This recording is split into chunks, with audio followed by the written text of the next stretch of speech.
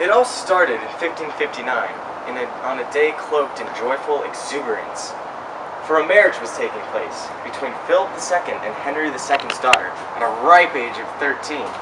But alas, the day took a dreadful turn for the worse.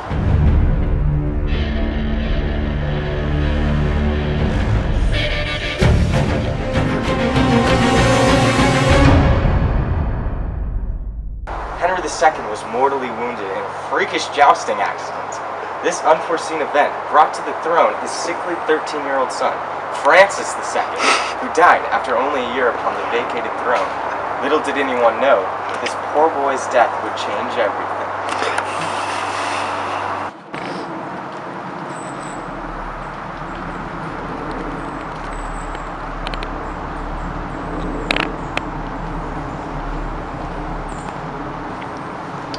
With the gaping hole left by Francis II's death, Catherine steps in as Queen Regent.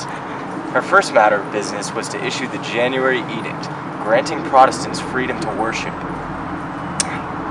But this came as an abrupt halt when the Duke of Guise slashed his way through a Protestant congregation. It was a bloody massacre, and one that triggered the war. Before Jean's death, it was arranged for Henry to marry Margot of Valois, daughter of Henry II and Catherine de' Medici. The marriage took place 18th of August, 1572. This event led to St. Bartholomew's Day massacre. Several thousand Protestants who had come to Paris for Henry's wedding day were killed, as well as thousands more throughout the country in the days that followed. Henry narrowly escaped death thanks to the help of his wife and his promise to convert to Catholicism. He was made to live at the court of France, but he escaped in early 1567. In February of that year, he formally abjured Catholicism at Tours and rejoined the Protestant forces in the military conflict.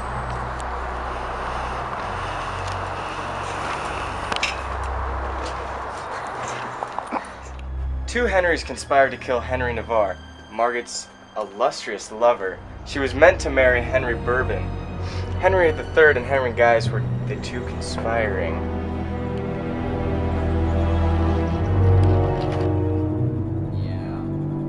Henry, yeah. We're gonna kill him. Yeah.